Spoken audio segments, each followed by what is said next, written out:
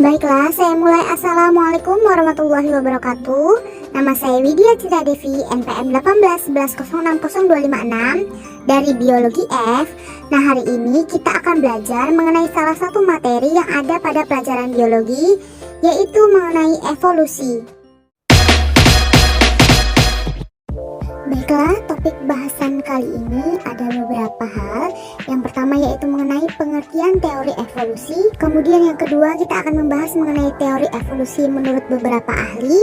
Dan yang terakhir yaitu mengenai pemisahan Pangea, terjadinya Kepulauan Indonesia, dan bukti biografinya. Jadi, pengertian evolusi adalah perubahan generasi ke generasi yang menurunkan sifat yang berbeda dari nenek moyangnya dan berlangsung dalam waktu yang lama. Evolusi sebagai cabang biologi dalam rumpun sains adalah ilmu yang mempelajari tentang perubahan yang terjadi secara berangsur-angsur menuju kesesuaian dengan waktu dan tempat. Untuk teori evolusi menurut para ahli, kita akan memakai dua tokoh, yaitu teori evolusi menurut Darwin serta teori evolusi menurut Lamarck. Gagasan yang dikemukakan oleh J.B. Lamarck mengenai karakteristik akan diwariskan pada keturunan. Jadi, menurut Lamarck, evolusi terjadi melalui karakteristik yang berubah dan diwariskan sebagaimana makhluk hidup beradaptasi terhadap lingkungannya. Sedangkan Charles Darwin mencetuskan gagasan natural selection, di mana evolusi pada spesies disebabkan oleh seleksi alam.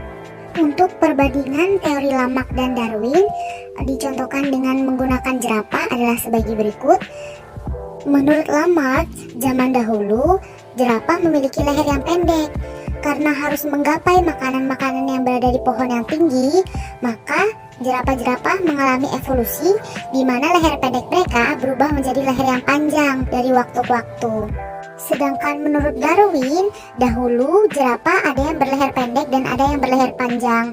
Karena jerapah berleher pendek tidak dapat menjangkau makanannya yang berada di atas pohon, maka jerapah berleher pendek pun mati dan mengalami seleksi alam. Sedangkan jerapah yang berleher panjang dapat bertahan hidup dan ada hingga sekarang. Materi yang terakhir mengenai pemisahan Pangea, terjadinya Kepulauan Indonesia dan bukti biografinya.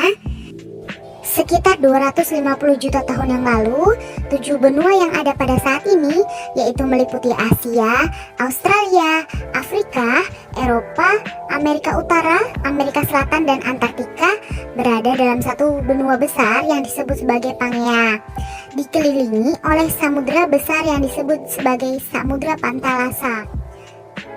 Pangea berasal dari bahasa Yunani kuno Pan, yang artinya semua atau seluruh, serta Gaia yang artinya daratan atau bumi. Jadi pecahnya Pangea disebabkan oleh adanya arus konveksi di mantel yang menggerakkan kerak bumi di atasnya dan akhirnya memisahkan Laurasia dan Gondwana. Laurasia terdiri dari benua Amerika Utara, Asia, dan Eropa, serta pulau Greenland yang ada pada saat ini. Sementara Gondwana terdiri dari benua Amerika Selatan, Australia, Afrika, Antartika, serta India dan Pulau Madagaskar. Ada beberapa teori tentang terbentuknya Kepulauan Indonesia, yaitu yang pertama, Indonesia muncul dari dasar laut. Jadi Indonesia berasal dari paparan Sunda yang bersatu dengan Asia dan paparan Sahul yang bersatu dengan Australia. Teori ini ditunjang oleh adanya jenis flora atau fauna Asia dan Australia. Teori yang kedua yaitu Indonesia sebagian berasal dari Gondwana dan sebagian berasal dari Laurasia. Sulawesi merupakan daerah peralihan. Sekian materi hari ini, terima kasih untuk teman-teman yang sudah menonton.